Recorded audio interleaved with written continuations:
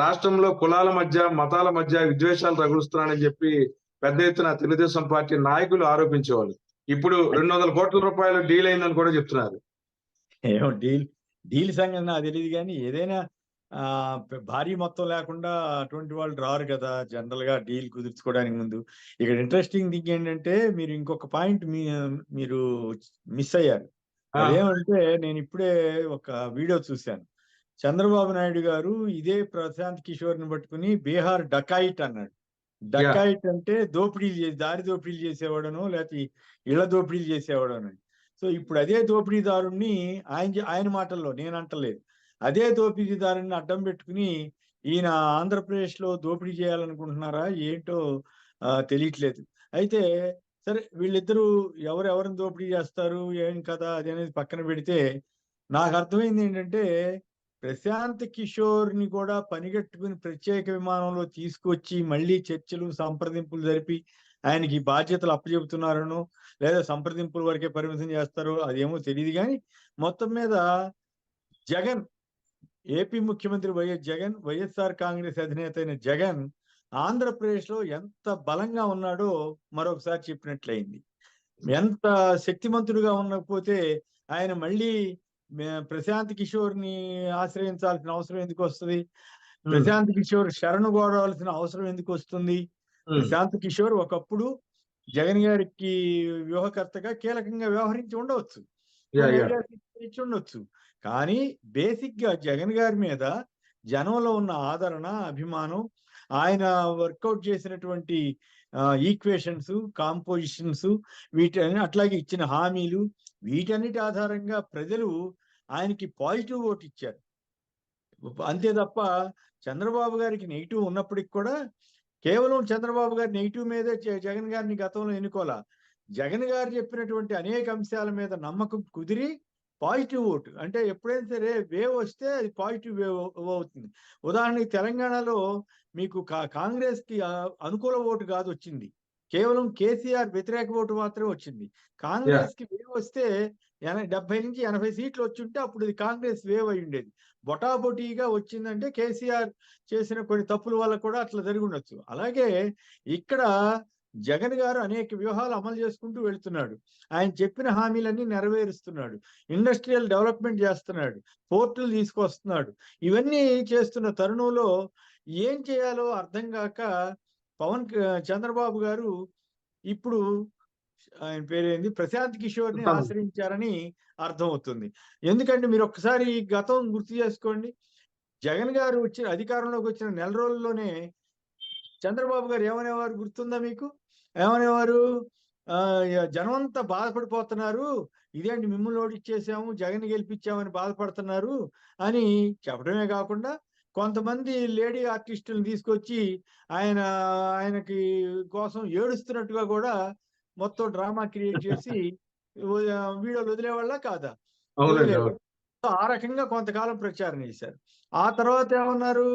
రాష్ట్రంని విధ్వంసం చేస్తున్నాడు, అందుకే జనమంతా మా వెనకాలకు వచ్చేస్తున్నారు, తెలుగుదేశం పార్టీ ఈసారి గెలవబోతా ఉంది, స్థానిక ఎన్నికల్లో మా తడాక చూపిస్తాం అన్నారు. ఓహో అనుకున్నారు. అనుకుని స్థానిక ఎన్నికలకి వెళ్ళారు. వెళ్తే ఏమైంది? ఎప్పుడూ లేని విధంగా 90% రికార్డు స్థాయిలో వైసీపీ గెలిచింది. వైసీపీ గెలిస్తే అప్పుడేమైంది? కొంతకాలం ఆగిపోయారు, కామ్గా ఊరుకున్నారు. మళ్ళీ ఏం చేశారు? ఈసారి జనసేనకి లవ్ లెటర్లు పంపించారు. లవ్ లెటర్ ఎట్లా పంపించారు మీకు గుర్తుంది కదా? కుప్పంలో ఆయన ఏమన్నాడు? కుప్పంలో ఒక సభలో నేను కోరుకుంటున్నా జనసేన వాళ్ళు రావాలి కదా, ప్రేమ ఒకవైపు నుంచే ఉండదు కదా అన్నది. సో జనసేనకి పవన్ కళ్యాణ్కి ప్రేమ లేఖలు మొదలయ్యాయి. నిజానికి జనసేనని పవన్ కళ్యాణ్ ఓడిపోగానే బీజేపీలోకి పంపించింది చంద్రబాబు అయినా, బట్ కలుపుకోవడానికి ఒక ప్రాతిపదిక తయారు చేయాలి కాబట్టి ఆ రకమైనటువంటి కొత్త నాటకానికి తెరదీశారు. సో అదైపోయింది. పవన్ కళ్యాణ్ గారు కూడా ఈ ఓటు చేయలేము అనే కొత్త ఆయన పాత్ర ఆయన పోషిస్తూ వచ్చాడు. సో చివరికి ఓటు చేయాలన్నప్పటి నుంచి మేము టీడీపీ తోటి అవసరమైతే కలుస్తామని ఎప్పుడైతే పవన్ కళ్యాణ్ చెప్పారో అదే రోజు చంద్రబాబు గారు ఏమన్నారు? ఇంకేముంది, వైసీపీ వణికిపోతా ఉంది, మేమిద్దరం కలిసేసరికి అన్నారు. ఓహో కాబోలనుకున్నారు జనం. తర్వాత ఏమైంది? ఈయన సొంతంగా వ్యూహకర్తలను తెచ్చుకున్నాడు. ఎవరు? చంద్రబాబు గారు. అని ఒక ఆయన, కిషన్ సింగ్ ఏదో పేరు చదివాను, రాబిన్ శర్మ రాబిన్ శర్మ ఒక ఆయన, ఇంకెవరో సింగ్ అంట. సో అవునండి. ఇద్దరు కార్యకర్తలతోటి నడుపుకుంటున్నారు. సో నడుపుకుని ఇంకేముంది మాకు ఎదురు లేదు అనుకున్నారు. బీజేపీతో కూడా పొత్తు పెట్టుకుంటాం అవసరమైతే అని తంటాలు పడుతున్నారు. లేదు ఇండిపెండెంట్గా ఉంటామని ఒకసారి, ఇప్పుడు కాంగ్రెస్ తో కూడా కలవచ్చని ఓ ప్రచారం, ఇవన్నీ జరుగుతున్నాయి. ఇవన్నీ చాలవన్నట్లు ప్రశాంత్ కిషోర్ దగ్గరికి వెళ్ళారు. అంటే ఏమిటి దాని అర్థం? చంద్రబాబు తన 45 ఏళ్ల సీనియారిటీ తోటి ఇతవరకు అనేక వ్యూహాలు పన్ని అధికారంలోకి వచ్చాడు. ఎన్టీ రామారావు అంతటి వాడిని పదవీచ్యుతుడిని చేసి, తన వ్యూహం ప్రకారమే పదవీచ్యుతుడిని చేసి, తను సీఎం సీట్ను ఆక్రమించినటువంటి వ్యూహం తెలిసిన వ్యక్తి. అది కుట్ర వ్యూహమా ఇంకో వ్యూహం అనేది పక్కన పెడితే, పదవి వ్యూహంలో సక్సెస్ అయ్యాడనే కదా అప్పుడు అంది. ఆ తర్వాత బీజేపీ తోటి కలిసి, వాజ్పేయి గవర్నమెంట్ అప్పుడు బీజేపీ వాళ్ళతో కలిసి మళ్ళీ గెలవడం కూడా ఆయనే గొప్ప వ్యూహం అని ప్రచారం చేశారు కదా టీడీపీ వాళ్ళు. అలాంటి ప్రచారకర్త ఆ తర్వాత ఓడిపోయి ఉండొచ్చు వరుసనే 2 సార్లు. 2004లో ఓడిపోయిన తర్వాత మళ్ళీ 2009లో టీఆర్ఎస్, సిపిఐ, సిపిఎం వీళ్ళతో కలిసి మళ్ళీ కొత్త వ్యూహంలోకి వెళ్ళారు. అయినా అది సఫలం కాల. అప్పుడు మళ్ళీ ఏం చేశాడు? 2014లో మళ్ళీ మోడీ గారిని, పవన్ కళ్యాణ్ని తోటి బతిమలాడుకుని బావలాడుకుని వాళ్ళతో కలిశారు. కలిసి రుణమాఫీ అని 400 హామీలు ఇచ్చారు. ఇచ్చి ఎట్లయితే అధికారంలోకి వచ్చారు. అప్పుడేమన్నారు? చంద్రబాబు వ్యూహాల వల్లే గెలిచారు అన్నారు కదా. అంటే 25 ఏళ్ల పాటు, దాదాపు 1995 నుంచి, అంతకుముందు ఎన్టీ రామారావు కూడా ఈయన వ్యూహకర్తని ప్రచారం జరిగేది కదా. ఆ రోజుల్లో ఏంటంటే ఎస్వి యూనివర్సిటీ ప్రొఫెసర్ ఒక ఆయన ఉండేవాడు, శ్రీనివాస్ నాయుడు ఎవరో ఒక ఆయన. ఆయనతోటి ఈ సర్వేల బృందాలను పెట్టుకుని కొంతమంది రీసెర్చ్ స్కాలర్స్ అని వాళ్ళు ఉంటారు కదా, వాళ్ళు నెలసరి జీతానికి పనిచేస్తుండేవాళ్ళు అనమాట. వాళ్ళతోటి పెట్టుకుని ఈయన ఈ సర్వేల ద్వారా తెలుసుకుని తన తంటాలు తను పడుతుండేవాడు. సో ఆ పరిస్థితి అప్పట్లో వ్యూహాలు పన్నిన ఆయన ఇప్పుడు ఓఎల్ఎక్స్ అంటే పాత చింతకాయ పచ్చడిలాగా లోకేష్ దృష్టిలో కనపడుతున్నాడా అన్నది ఇప్పుడు వస్తున్నటువంటి ఒక అంశం. ఓఎల్ఎక్స్ అంటే తెలుసు కదా, పాత సరుకు అనమాట, స్టోర్ రూమ్ లో పడేసే వ్యవహారం. ఇప్పుడు చంద్రబాబు గారి అనుభవం పనికి రాలేదు. చంద్రబాబు గారు పవన్ కళ్యాణ్ కలిసినా ఉపయోగం లేదు. చంద్రబాబు గారు ఇద్దరు స్ట్రాటజిస్టుల్ని పెట్టుకుని కోట్లు ఖర్చు పెడుతున్నా ప్రయోజనం కలగటం లేదు. చివరికి లోకేష్ పాదయాత్ర చేసినా ఉపయోగం లేదు. ఇంకేముంది, చంద్రబాబు గారిని అరెస్ట్ చేశారు, దాంతో సానుభూతి వెల్లువై పారుతోందని చెప్పారు కదా, అయినా అది కూడా పనిచేయట్లేదు. ఇన్ని చేసినా జగన్ని ఓడించే పరిస్థితి లేదనే సంగతి అర్థమయ్యి ఆ బాధలో ఏం చేయాలో తెలియక లోకేష్ బహుశా మరి చంద్రబాబు గారి అనుమతి వెళ్ళాడో లేకుండా వెళ్ళాడో, లేదు చంద్రబాబు గారి మీద ఈయనే పెత్తనం చేస్తున్నాడో తెలియదు కానీ ప్రశాంత్ కిషోర్ని తీసుకొచ్చి ప్రత్యేక విమానంలో తీసుకొచ్చి చంద్రబాబు గారి ముందు కూర్చోబెట్టారు. కూర్చోబెడితే విశేషం ఏంటంటే, ఇదే చంద్రబాబు గారు మీరు ఇందాక చెప్పినట్టుగా ప్రశాంత్ కిషోర్ని పట్టుకుని నానా బూతులు తిట్టాడు. కులాలు అన్నాడు, బీహార్ తీసుకొచ్చి ఇక్కడ పెట్టాడు, బీహార్ని మరో బీహార్ చేస్తారు వీళ్ళు, కులాలు మతాల మధ్య చిచ్చు పెడుతున్నారు, బీహార్ డకాయిటీ అని తిట్టాడు ఈయన. లోకేష్ కూడా అట్లాగే ఈ ట్వీట్ కూడా చేశాడు ఆ రోజుల్లో ప్రశాంత్ కిషోర్ని తిడతా. సో అలాంటి వాళ్ళు ఇప్పుడు ఆ డకాయిటీ ఇప్పుడు ఆయన ఏమంటాము అత్యంత నిజాయితీపరుడిగా మారాడా, లేకపోతే ఏం జరిగింది అసలు? ఎందుకు వాళ్ళు తీసుకొచ్చారు? లోకేష్ గారికి ప్రత్యేక విమానాలు తీసుకురావాల్సినంత అవసరం ఎందుకు వచ్చింది అంటే, దాని అర్థం చంద్రబాబు నాయుడు గారు వ్యూహాలు పాత వ్యూహాలు పనికిరావు, ఆయన ఏదో చెప్పినట్టుగా చేసినట్టుగా ఉంటే కుదరదు. సో ఇప్పుడు ఉన్నటువంటి వ్యూహకర్తలు కూడా సరిపోరు. పవన్ కళ్యాణ్ అంతకంటే పనికిరాడు. పవన్ కళ్యాణ్ పనికిరాడని సంగతి ఆయనే చెప్పాడు కదా. చంద్రబాబు అనుభవం కానీ సమర్థత కానీ పవన్ ఉన్నాయి కాబట్టి చంద్రబాబు ముఖ్యమంత్రి అన్నాడంటేనే పవన్ కళ్యాణ్కి అవేమి లేవని ఆయనే ఒప్పుకున్నాడని కూడా చెప్పారు కదా. సో అయినప్పటికీ కూడా ఈ పరిస్థితుల్లో పీకే అంటే ప్రశాంత్ కిషోర్ని పట్టుకోవడం ద్వారా ఒక మైండ్ గేమ్, ఏదో ఇంకేమైనా ప్రశాంత్ కిషోర్ అప్పట్లో పనిచేశాడు కాబట్టి ఇప్పుడు కూడా తెలుగుదేశానికి అనుకూలంగా వచ్చాడు కాబట్టి ఇంకేమైనా గెలిచిపోతాం అని ఒక భ్రమ కల్పించడం ఒక ఎత్తు అయితే, 2 వీళ్ళెవరూ పనికిరారు కాబట్టి తీసుకొచ్చారు అనేటువంటి ఇంపాక్ట్ క్రియేట్ చేయడం కోసం ఈ తంటాలు పడుతున్నారు. బట్ ఓవరాల్ గా నాకు అర్థమైంది ఏంటంటే, వీటన్నిటి వల్ల జగన్ మరింత బలోపేతం అయ్యాడు. మరింత శక్తిమంతుడయ్యాడు.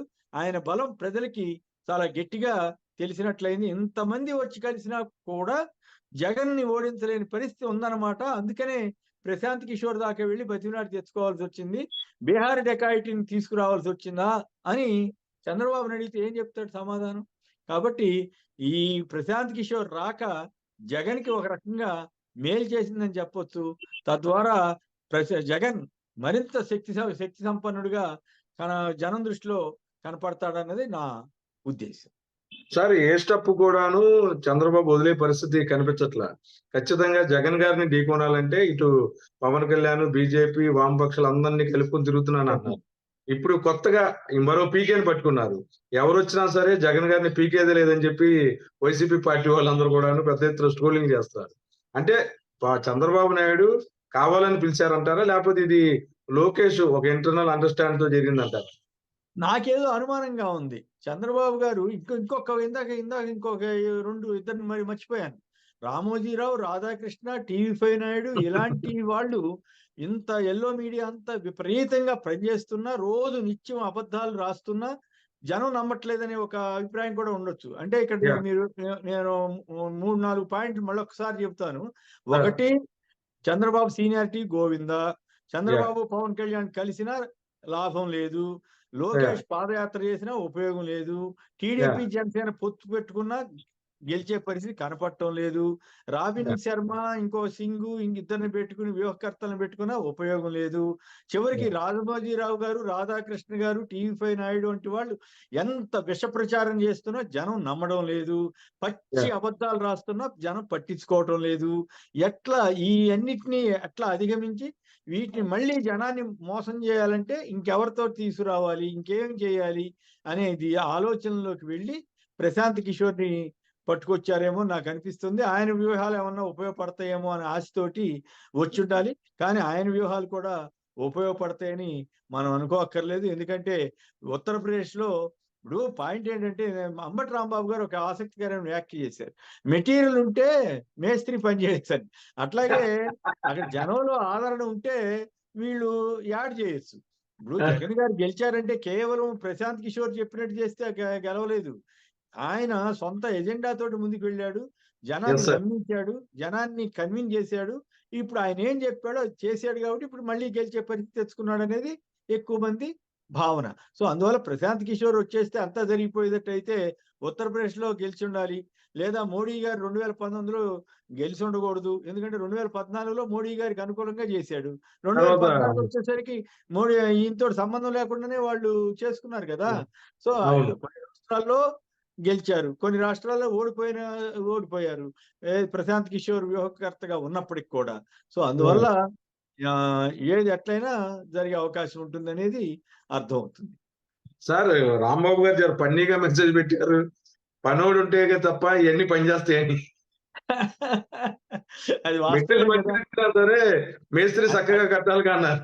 అది వాస్తవమే కదా! మీరు ఒకటి గమనిస్తే టీడీపీ మీడియా సోషల్ మీడియాలో గాని, టీడీపీ ఇంకేముంది ప్రశాంత్ కిషోర్ వచ్చారని ప్రచారం చేస్తున్నారు. వాళ్ళకి అర్థం కాని విషయం ఏంటంటే ఇంతమంది వచ్చినా మళ్ళీ ప్రశాంత్ కిషోర్ దాకా ఎళ్లారేందిరా బాబు అని జనం అనుకునే పరిస్థితి అన్నమాట. అంబటి రాంబాబు గారు ఈ పనోడైతే కదా అంటే అక్కడ లోకేష్‌కి చేత కావట్లేదనేది స్పష్టం అవుతోంది. అంటే ఇక్కడ నాకు అనుమానం ఏంటంటే లోకేష్ గారు ఖచ్చితంగా ఎలాగైనా గెలవాలి. తన శక్తి సరిపోవటం లేదు. రామోజీరావు, రాధాకృష్ణ, టీవీ5 నాయుడు, పవన్ కళ్యాణ్, చంద్రబాబు వీళ్ళందరూ కలిసినా కూడా ఆయనకి నమ్మకం కలగట్లేదని అర్థం.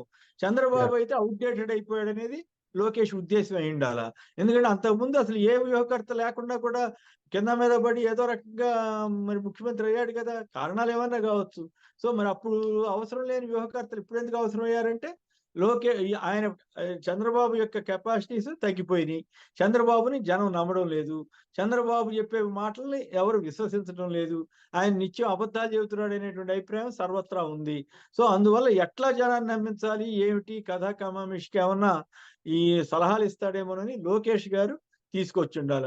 దీనికి చంద్రబాబు గారి ఇష్టం ఉందా లేదా అంటే చెప్పలేము. ఎందుకంటే ఇష్టం లేకపోయినా కూడా ఆయన ఏం చేయగలిగే పరిస్థితి ఉందని నేను అనుకోవట్లా. ఎందుకంటే మీరు గమనిస్తే లోకేష్ గారి పాదయాత్ర మొత్తం ఆయనే సీఎం అయిపోయినట్లుగా హామీలు ఇవ్వటం, ఆయనే సీఎం అయిపోయినట్లుగా చెప్పడం, పేరుకి అప్పుడప్పుడు ఏదో చెప్పకపోతే బాగోదని చంద్రబాబు పేరు చెప్పాడు తప్పితే, మిగతాది మొత్తం నేను బాధ్యత తీసుకుంటా, నేను ఎర్ర బుక్‌లో రాసుకుంటా, అది చేస్తా, ఇది చేస్తానని ఆయనే మొత్తం నీ టికెట్లు నేనే ఇస్తా అని చెప్తూ వచ్చాడు.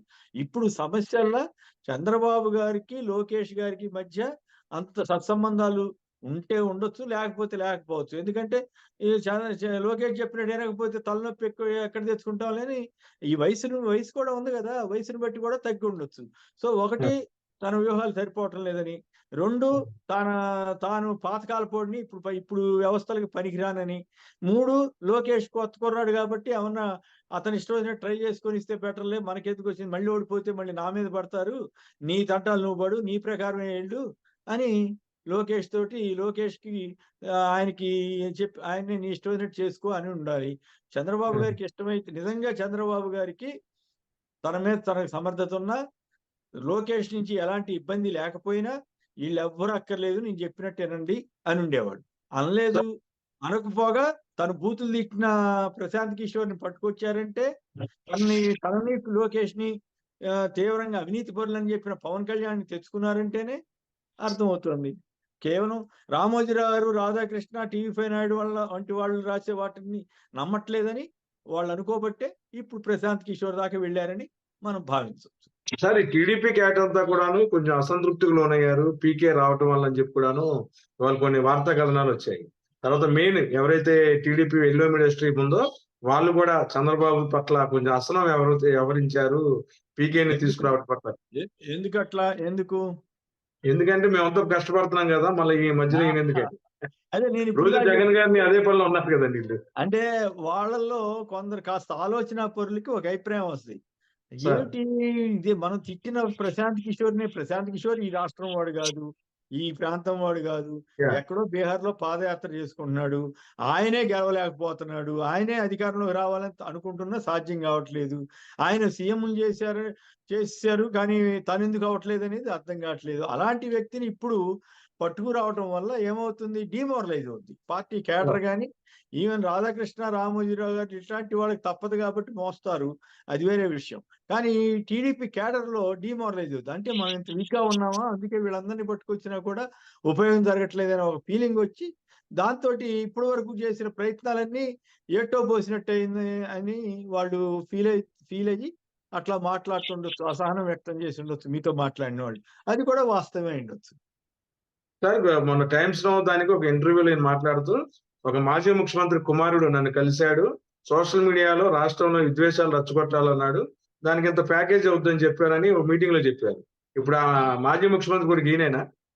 ఏం మరి అది మనం ఎట్లా చెబుతాం? అటువంటి మరి ఈయన అది ఇంకెవరో ఈయన నాకు అర్థమైంది ఏంటంటే చంద్రబాబు గారి కంటే ఘోరంగా కూడా లోకేష్ వ్యవహరించడానికి సిద్ధపడతాడన్న సంగతి అర్థమవుతా ఉంది.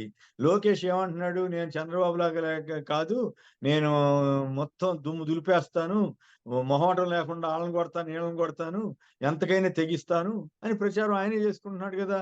ఏమన్నాడు ఆయన? నేను తిక్కలాడినా లేతే ఏదో అన్నాడు. ఏమన్నాడు?